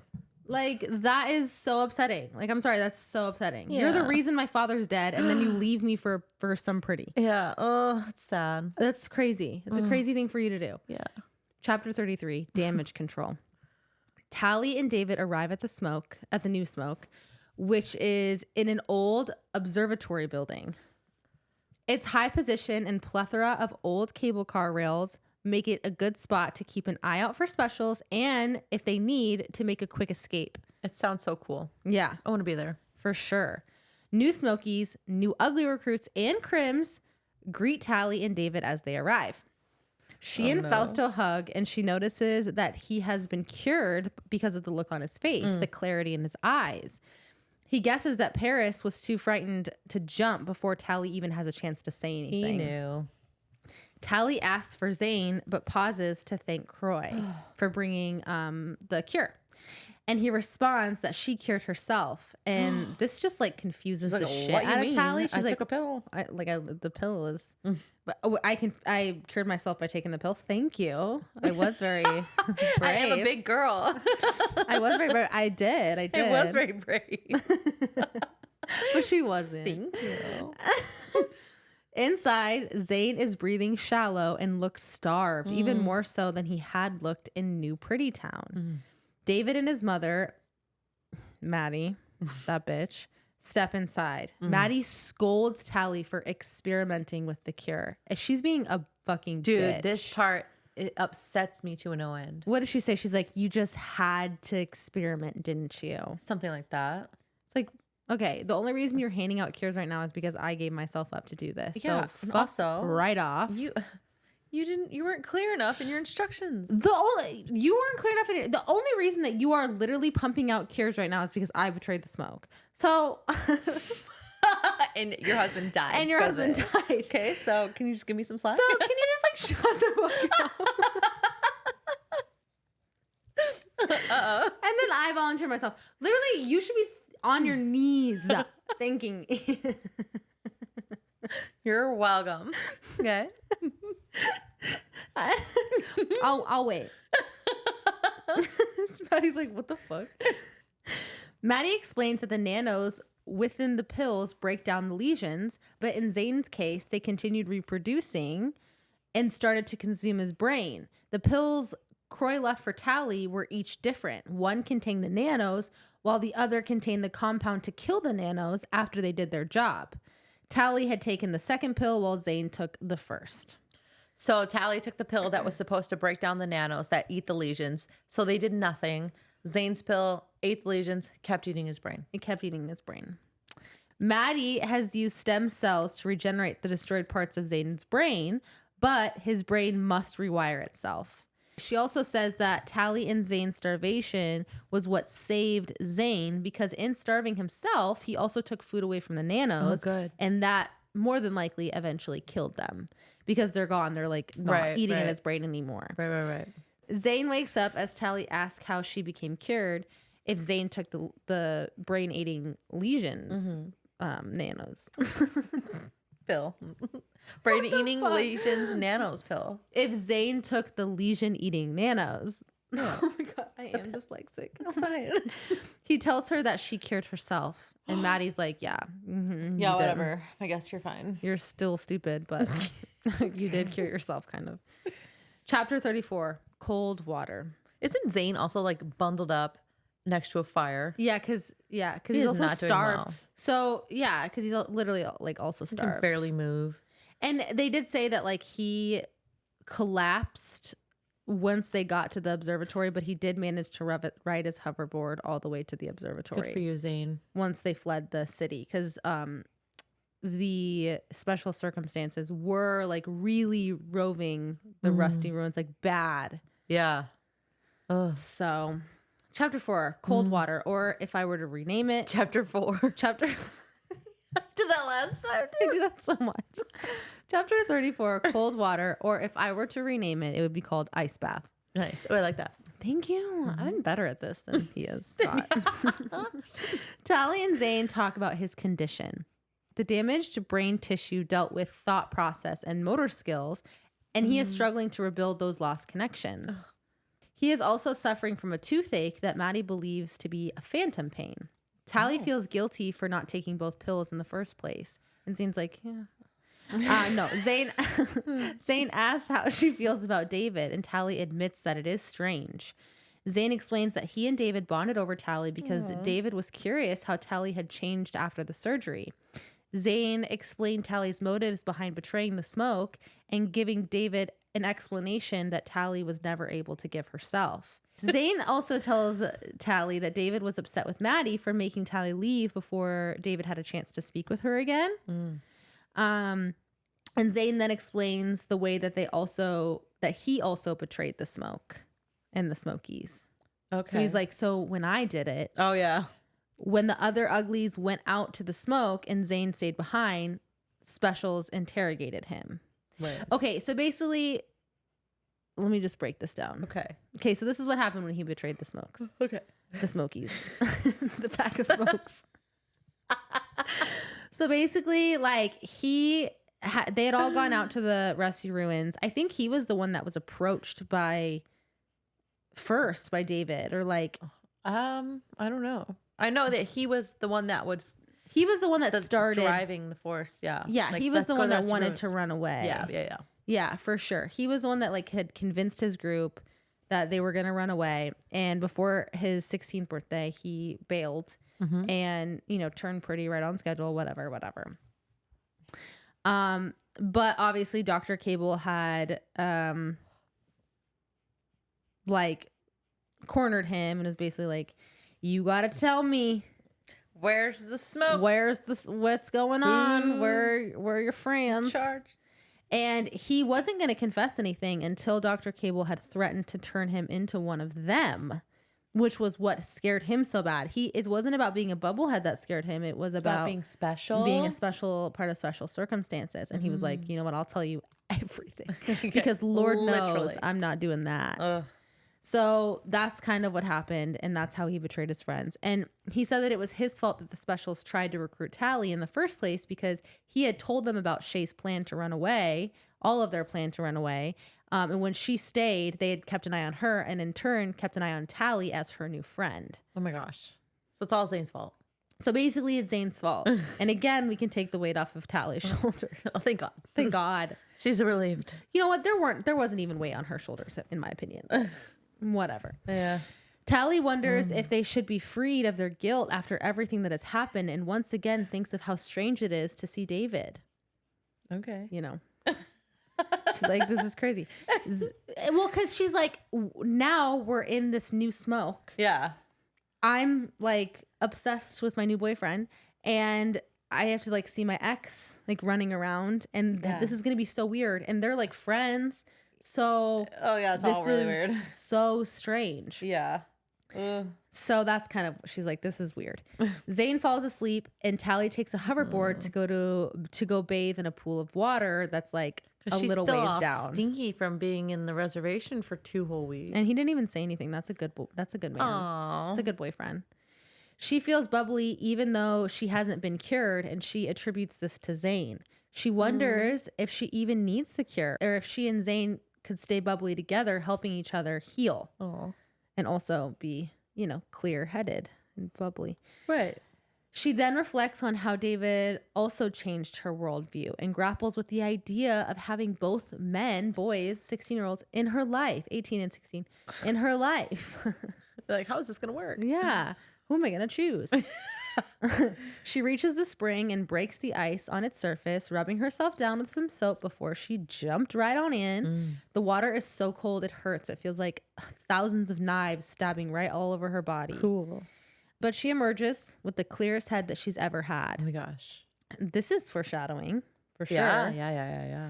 She wonders if she needs any boys at all in her life to stay bubbly. And she thinks back to all of her accomplishments. She's like, wow, I actually kind of am a badass. Yeah, he's done so much. And she is. Like, thank God that she's like coming to that realization. Finally, right? Yeah. You don't need no man. Ugh. But then she hears someone shout and climbs out of the water trying to wipe herself off. She's butt naked. Yeah. David appears and uses a device to check for trackers, and he doesn't even notice that she's naked.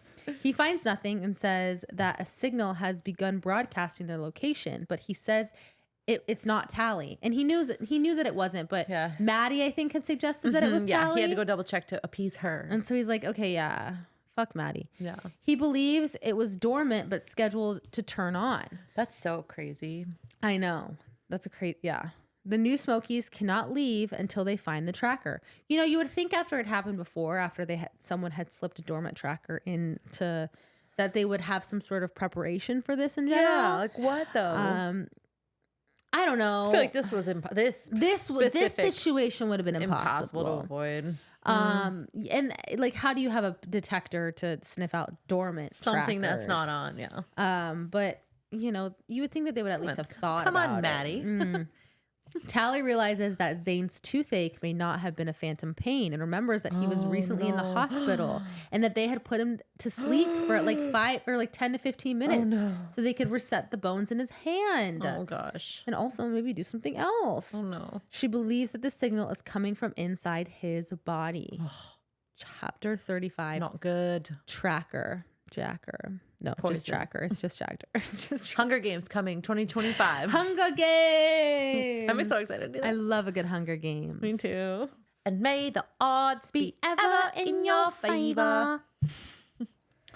What did you, they said, they always used to, like in the book, it says that Effie said it in a weird accent. What do you think her accent was? Oh gosh, I have no idea. Say it in like an Effie accent. I have no idea. May the odds be ever in your favor. They apparently gonna get. You can't get rid of it. May the odds be may the odds be ever in your favor. Kind of sound like something from Harry Potter that time. Yeah, it's very English. I don't know. That's not a weird accent, but whatever. Sorry. I can't do accents. Sorry. And apparently, tracker. Tally and David return to the observatory where people are scrambling through supplies, trying to find the tracker, and also preparing to leave as soon as it's found. Yes. Tally leaps through the top of the observatory and lands at Zane's bedside. Like right on top of him. Straddling him. No, I'm joking. When she looks into his mouth, she sees a discolored tooth, and her worries are confirmed when David scans it and it starts beeping. She sends David to get his mother, but David tells Tally that they may have to leave Zane behind. Tally promises Zane that she will not leave him. Maddie, David, and Croy rush into the room, and Maddie examines Zane's mouth. Maddie tells them that the tooth is rooted to the jaw, and so is the tracker, so there's no way to remove it. Right. So, like, without special... killing him. Is that what they said? No, she said breaking his jaw. You can't do that right here. And you only have minutes to get out. Yeah, and also not. She would typically have special tools to not have to break his jaw, but they don't have those out here in the the smoke because it's like wildlife. Right. Matt in an abandoned building. Yeah. Maddie checks Tally's teeth to be sure that she does not have a tracker, and then says that they have to leave Zane behind. And you know what? When she did this too, she's such a bitch. She was like, "You're clear." And like rolled her eyes. Fuck. Like, gosh, she's so upset. She's so awful. When Tally refuses to go, Maddie insults her, claiming that she wants to be pretty minded. She's like, she's not even fully cured. She still wants to be pretty minded. Yeah, she's still pretty. And then she leaves the room because David's like, well, we can't leave her. Like, we have to take her. And David's like, fine, you both can stay here. And then she just like walks out. Damn, dude. She hates Tally. Like, ruthless. It's so aggressive. It is aggressive. David and Tally stare each other down as Tally realizes that they both have changed. I don't know how David's changed, but that's fine. David, according to her own perception. Maybe she's changed, but I don't know why she's projecting that on a David. Right. David tries to convince Tally to leave and then claims that she only wants to protect Zane because he is pretty. That's what they're programmed to do. So mean. It's really mean. Oh my God, David. Tally is insulted at David for dismissing Tally's feelings. Ugh. Tally announces that she loves Zane and tells David that he is ugly and to make him leave her behind. Yeah. She says to him, "Get your ugly face out of here." Oh my God, that's horrible too. And she didn't feel good about it because he needed to leave. Otherwise, he was going to get caught. What David said was worse. Not worse. Okay. I think his motives behind it were not like as intentional. Like, it was innocent. More about a scorned lover where it's like hers. Tally. She didn't mean he meant every word. Right. I don't think she meant like what she was saying to him. She doesn't think that he's ugly, but she knew that if he didn't leave, that he was going to get caught and turn pretty. She does care about him. Yeah. But she wasn't going to go anywhere. Ugh. So I don't know. That is rough. Maybe there was another way to do it, but it worked. At that point, what are you going to do? Yeah. She drops down next to Zane and holds him as the new Smokies leave.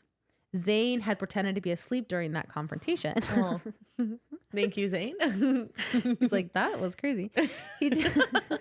He tells her that he is scared to be pretty minded again. And Tally promises to make him bubbly if that happens. She's like, don't you worry. I got you. Zane falls asleep and Tally rests beside him, waiting for the specials to arrive. It's so sad. Oh, it makes me so sad. I want to cry about it. I know. Chapter 36, Specials. When the specials arrive in hover cars, Tally tries to sound pretty minded, asking for help for Zane. Can you guys help my boyfriend? He's like so sick. I don't know how we got here, but my boyfriend is really having a hard time. What I'm doing here. This is so not bubbly making. I don't even know what we're doing. This is like a crazy little side quest that I'm not sure how I got on.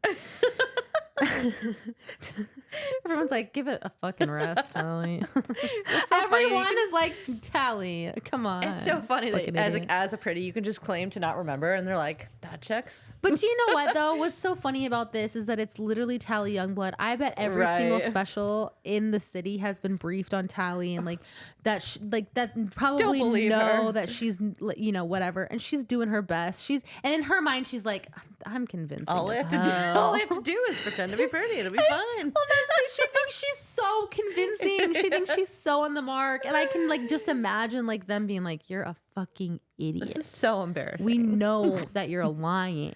They just talk about Tally. They're like, Tally, Tally, the water cooler. Tally is never gonna get an Oscar. 'Cause she's not a good actress. Terrible actress. She's a really bad actress. Not as good as she thinks.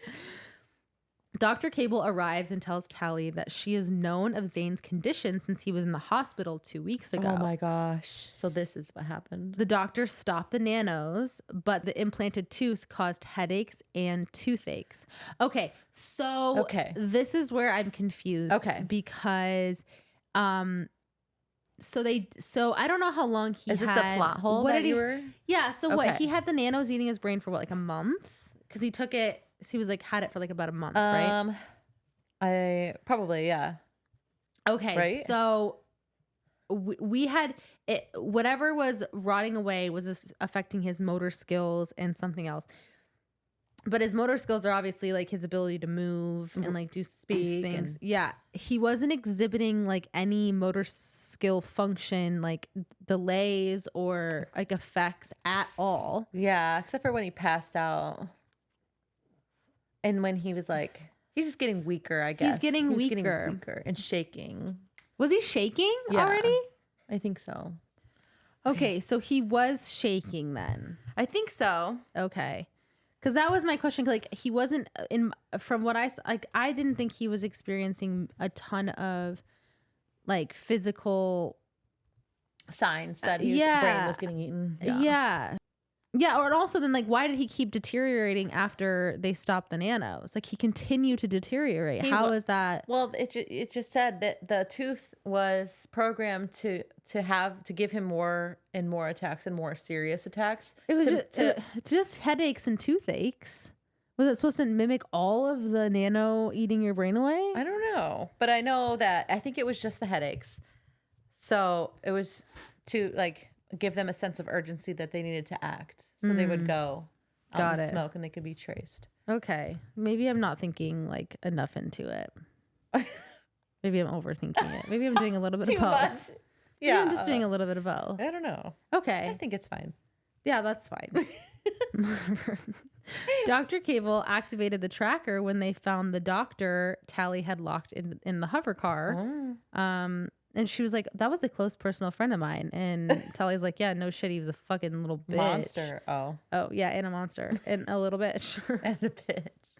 Tally refuses to give any information on where the new smoke was. And because she didn't know. And she has taken. It's right here. This is all I got. This is where we're at. You know as much as I do. And she is taken to sit by the fire. Tally is disappointed that she fell for Dr. Cable's tricks again, but forces herself to think of how she will cure Zane of the lesion that no doubt they'll put in his mind. After an hour, two specials arrive on unique hoverboards and hoverboards. Do they? Yeah. Oh my gosh. And announce that they have caught some of the crims. Oh, Tally no. recognizes Shay's voice and Shay steps into the firelight. Oh no. That is not good. Her face now has the wolfish predatory shape of Specials. Shay. And she is covered in flash tattoos that outline her self-harm scars. Dude, okay, so it's been 2 weeks. That's fucking crazy. So Shay was caught or whatever, turned special, and then was like, you know what? I'm going to get a bunch of tattoos. But I'm sure they have like very fast self-healing properties. Surges. Or whatever. Yeah. Two of Shay's cutters, which is what they're now called, Ho and Tax. Is that what you say? Ho and Tax? Tox? Ticks? Oh, wait, how did you spell it? H-O Yeah. and Tax. T-A-C-H. I think I like Tox. Tox. Tox? Yeah, Tox. Ho and I like Tax. I'm gonna be honest. Let's do Tax. Okay, I don't care, but I kind of. Ho and Tax arrive carrying Fausto's unconscious body. Oh no, Fausto was caught. Well, but Tally's not surprised though because she's like he just started learning how to kind of sucked at hoverboarding. Like 2 or 3 days ago. Shay has been doing it since like way since back. She was a little like 3 months ago. Oh. No, I'm just kidding because the time, the way that they describe time. Yeah, way like since she was a little 3 months ago.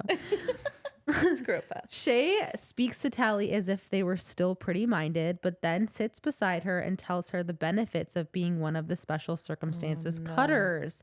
The cutters are specials for some reason. Because they can ride crazy. Hoverboards and become icy And cut themselves. They're just like very special. Shay claims that she is happy and tells Tally that they are going to be best friends forever. Oh, Shay. Ugh, making me mad. Tally realizes that Shay wants her to become a cutter and tries to protest, but Shay knocks her unconscious. Oh, no. Chapter 37. Oh, my gosh. Bogus dreams. Tally sleeps for several weeks and dreams that she's a princess trapped in a tower. Why is it several weeks? It's for the plot. So for it's a great question. Okay, keep going. So she and her friends jump out of the window, but her best friend is left behind. They encounter a gray dragon that lets them sneak by. When Tally's prince arrives, he is a combination of Zane and David, and sometimes splits into 2 princes that she must choose between. The dream always ends with the best friends getting swallowed by the dragon and then comes to consume the rest of them. So the dragon is Dr. Cable and they're being consumed, i.e. Becoming cutters. Becoming special. Yeah, cutters. And then the rest are consumed with them. So the rest are going to become special too. Maybe, yeah. Potentially. And the dragon repeats the last words Shay said to Tally. Face it, Tallywa, you're special. Oh. Is it the end? And that's the end. Oh my gosh. Crazy. So Shay is special and maybe Tally is maybe special. Maybe. We'll see. Probably. That's probably why she's out for a couple weeks because she's being turned into a special. That's crazy that it takes a couple weeks. Well, you know what my bet is because they're working on putting like a new form of a lesion because they obviously do something to the specials where they take away their like empathy. They give them a power trip. Yeah, 100%. Like there's something that they do to their brains, but I think it's different than a lesion. Yeah, like they still have their memories, but the way they view things now is like in such a different light. Yeah, it's interesting. So they have to have some sort of like lesion. We talk about it a lot in the next book. Yeah, but that's probably why because they're trying to get it to like just right. Yeah, I don't know. Yeah, something. Yeah. The way that I don't know how the way that they do it, but maybe it takes a little bit longer. Or maybe they were turning Fausto first and it took a long time. And she had to stay unconscious. No, I don't know.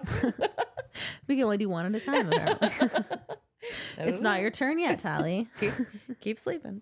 Keep sleeping. Okay. What's your quote of the week? So this one is their reasons don't mean anything unless I have a choice, Paris. So this is when they're about to jump off of the hot air balloon, and Paris is like, I don't know, like, is it so bad being like pretty minded? Is it so bad being a bubblehead? And you know, she's like, no. Well, yeah, no, it's really bad because we don't have choices. We don't have a choice. Yeah, like there, you know. I get that there's no war, like whatever, all these things, but it doesn't matter unless we have a choice. Exactly. I love it. That was my second quote that I wrote down. My first one was, everyone in the world was programmed by the place they were born, hemmed in by their beliefs, but you had to at least try to grow your own brain. Okay, do you want to know what's crazy? Look at that. Did you write it down? I wrote the same thing. In the same order. In the same order. I just liked the second one more because we kind of talked about it, right? Where we were like,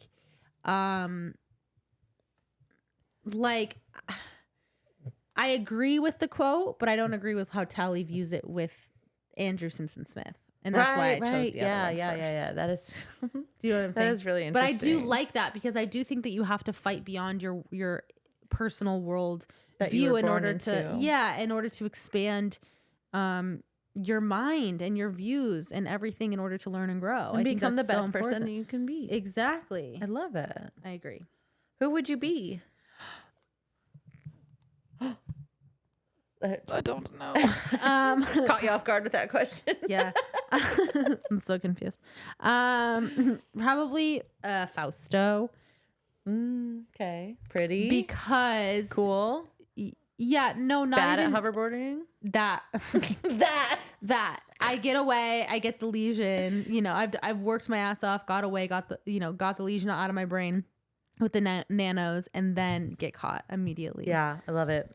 I picked the middle pretty woman that was blowing glass. Yeah, minding her own, but that's a really good one. I'd be like just doing my thing, watching a bunch of pretties come stick their arms in machines and just be like, what are you gonna do? Keep blowing glass. What are you gonna do? Not my fight. Not my fire. Not my chair. Not my problem. Not my chair. Not my problem. Who would you want to be? None of them. I picked Paris. Just stay out of it for now. Right now, he's got like a good situation going. No drama. I mean, he did just lose all of his friends, but like he can make new ones. I don't envy him because he's kind of getting a reality check right now. Yeah. And I think that's him betraying his friends in a sense, which is basically what he did in a way, is going to have lasting effects on him that are going to affect him into the next book. I really believe that. Okay. So for that reason, I'm just going to pick one. Who would I want to be? One of the either New Smokies or, Crims or whatever that got away and got cured.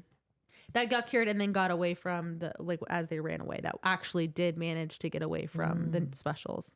Because I'm sure there are a couple. Yeah. That actually did get away. Like just one of the random crims. Or an ugly. I don't care. I could be ugly. I can be a pretty. I don't really give a shit as long as I got away. Dex or Sussy. Yeah. Still ugly. Something. Who's your wait? Who do you want to be? I picked Paris. Oh yeah, you did pick. Yeah, just like stay behind.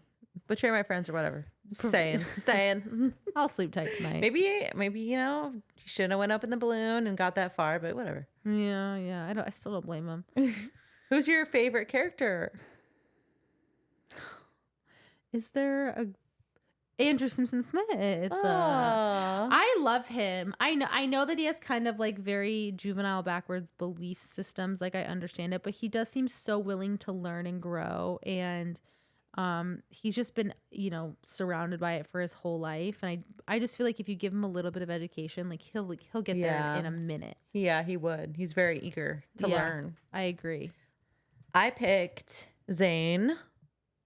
I do like Zane. I just love how like I feel like him out of everyone, he's like the most determined to become like have his own mind and have his own body. And God, is there a downfall for Zane? Like genuinely? What do you mean? Is there any downfall for Zane? That he does bad? Does he have any cons like as a person? Oh, I mean, he shouldn't have said that he kissed Tally.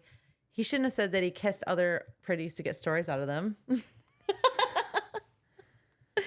Stupid stuff like that. Big things? I don't think so. I think he's a genuine person that cares about the people around him. Yeah, he is. He's pretty great, isn't he? I like Zane. Maybe that's my favorite character. No, stick to Andrew. No, I do really like Andrew Simpson Smith, but I really like character. Zane too. Andrew Simpson Smith was honestly so interesting. The way that they threw that whole reservation storyline in there was just like shocking. I think I also just got annoyed by the fact that he couldn't get his hand out of the cuff. Zane. He just got the egg? It's like, come on. It was because the metal. So annoyed. It was the champagne bucket ice water. Yeah, that no, I know. Contracted it too much. But it still just gave me the ick.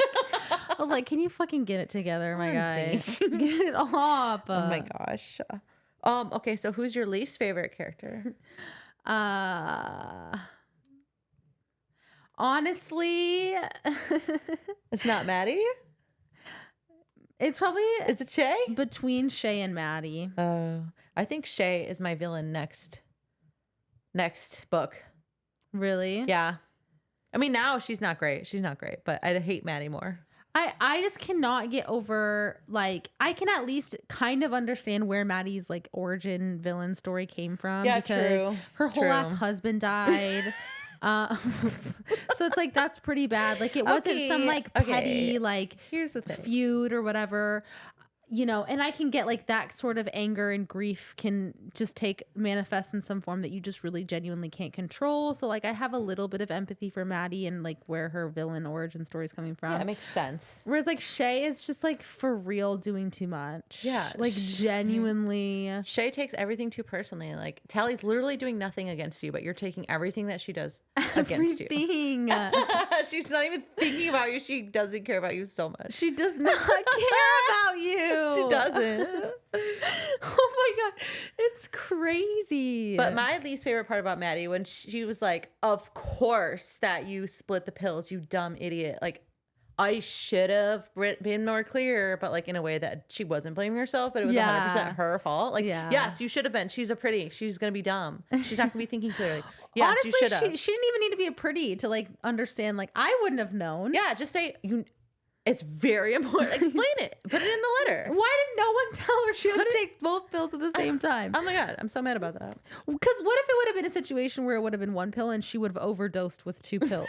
Like, no one explained anything to her. Truly. Like, this is a crazy thing for Maddie to be What upset if she about. thought it was 2 doses, which is very fair. I would have too. I kind of would have too. Oh, great. She gave one for me and one for some of my friends. One of my friends. Probably Shay. Not Shay. That's what I thought. I genuinely thought that she was going to, like, she gave her 2 so that way Tally could take one. Maybe. And then once it worked, she could give the other to Shay. That's She'd have the mind and to that's spread it. Genuinely what I thought. And that would have been a good idea. Maddie. But Maddie wasn't thinking. Okay. What do you rate this book? This one? A 4. Nice.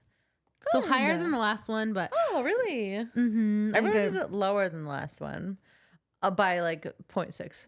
I wrote it a 3.9. I think I rated the first one a 4.5. You did, yeah. Okay. Yeah.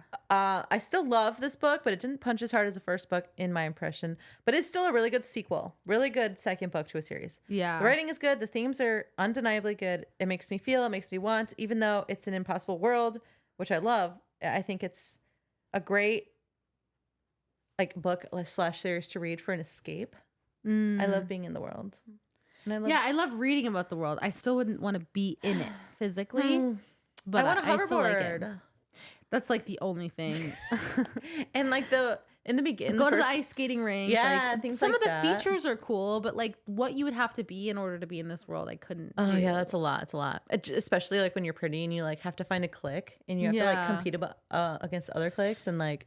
That's like when I read nightmarish. That's like when I read A Song of Ice and Fire. Like, I like the clothes, and I think being in a castle would be cool, and I think like, you know, getting to see dragons and dire wolves be awesome. But then it's like you have Everything to live else? in Westeros. Everything else, no. Like, but that's how I feel about this. okay, like doing yeah, some of the things. Okay, where would you rather live, Westeros or New Pretty Town? Oh, definitely New Pretty Town. It's safer in New Pretty Town. Yeah, you can get like killed for no reason. Westeros. You could just be like walking around in Westeros and just get like eaten stabbed. by a dragon. Yeah, stabbed. Not even. I wouldn't no even. reason. Here's the. I'd be less worried about the dragons than for I would sure. be about just like the man. people in like Flea Bottom. Flea Bottom. Isn't that what it is? I have no idea. You're more versed in that King's world. Landing? Yeah, no, fuck that. No, fuck Yeah. that. Oh, that's a nightmare. That's a nightmare. Get me. Fuck that. Ugh. Or in Winterfell, whatever. I'm getting stabbed wherever I am. Whatever, there's a knife coming at me. Especially if I'm not like of high blood. Oh, for sure. Who knows what your life is like? I'm dead as fuck. I would take myself out of the situation. And also they have like medicine and all that kind of stuff. I could get the flu and die in fucking Westeros. That's right. Yeah. You get the flu in New Pretty Town, you just like spray yourself and you'll be fine. And you're fine the day of. Hours later. Minutes, probably. Minutes, probably. Yeah. That's amazing. Okay. Next week, we are reading Specials Part 1 through Chapter 19, which is called New Arrivals. And that's all we got for this week. Thank you guys so much for listening. Thanks for rating and reviewing on Apple and Spotify. Thanks for all the subscriptions on YouTube. Yes. They're just going up. It's amazing. It's amazing. And I think, are we all caught up on YouTube? Almost all caught up. Yay. That's so exciting. I have 31 and 32. Good job. This week, and then we'll be caught up. Awesome. So by the time this comes out, we'll 100% be caught up. Okay, awesome. We're all caught up on YouTube. Yeah, should we just led with that? Yeah. Fuck my life. If you have any fanfic or fan art or anything that you want to send us, send it in. We want to see it. We want to read it. If you have any questions, comments, or concerns, please email us at litlibationspodcast@gmail.com. And I think that's it. We'll see you next week. And that's all she wrote. Woohoo. Bye. Bye. Bye, bubbleheads.